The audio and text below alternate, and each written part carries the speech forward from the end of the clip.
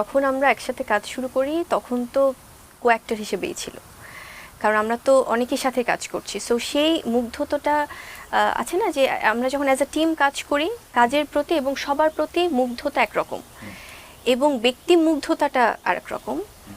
তো প্রথম পর্যায়ে তো আসলে সেই মুগ্ধতাটা, ওই মাত্রার মুগ্ধতা যেটা পার্সোনাল মুগ্ধতা, ওটা তো কাজ করেই নি, প্রশ্নই ওঠে না, কারণ আমরা তখন প্রফেশনালি কাজ করছি সবাই। এটা আসলে যখন হয়েছে এটা আস্তে আস্তে গ্রো করেছে, এবং আমার জায়গা থেকে তো আমি একদম নিউ কামার, সেটা তো সাহস সবারই কথা না, বিকজ উনি ওনার জায়গাতে এত এস্টাবলিশড একজন মানুষ।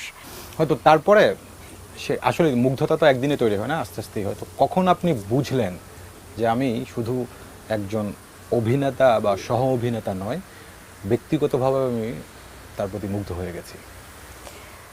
এটা আসলে ওইটা যেটা বলছিলাম ভাই, যে আস্তে আস্তেই তৈরি হয়েছে, এবং যখন আমি দেখেছি যে সে তার জায়গা থেকে কোনো একটা ডিসিশন নিতে যাচ্ছে, এবং আমার তো সমস্ত কিছু উনি জানতেন খুব ভালো করে, আমার ফ্যামিলি ব্যাকগ্রাউন্ড, আমার মানে ওই খুব প্রেম করব অনেক দিন বা খুব ওরকম কিছু, ওটা তো আসলে কোনো সুযোগই ছিল না।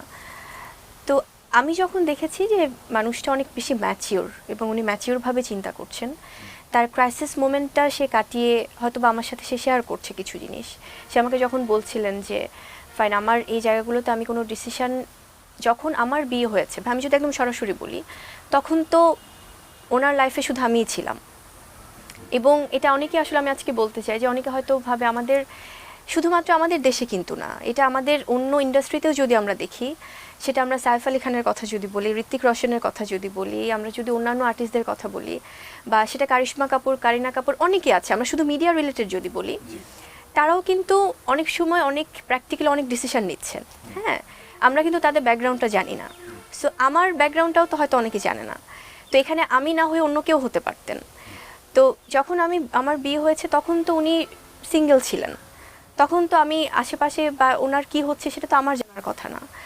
তো আমার সেই মোমেন্টটাতে আমি আসলে, যেটা আপনি বললেন যে কখন মনে হয়েছে, যখন মনে হয়েছে যে আসলে সে মানুষটা আমাকে কেয়ার করছে, আমার ব্যাপারে সে সিরিয়াস, আমাকে নিয়ে ভাবছে, এবং তার ওয়ার্ল্ডে শুধু আমি আছি, কারণ অন্য কোনো ইনভলভমেন্ট থাকলে তো আমার সেখানে ইনভলভ হওয়ার কথা না, বা সেখানে উনিও ইন্টারেস্টেড হতেন না, বা আমিও হতাম না। তো সেখান থেকে আসলে তখনই মনে হয়েছে যে আসলে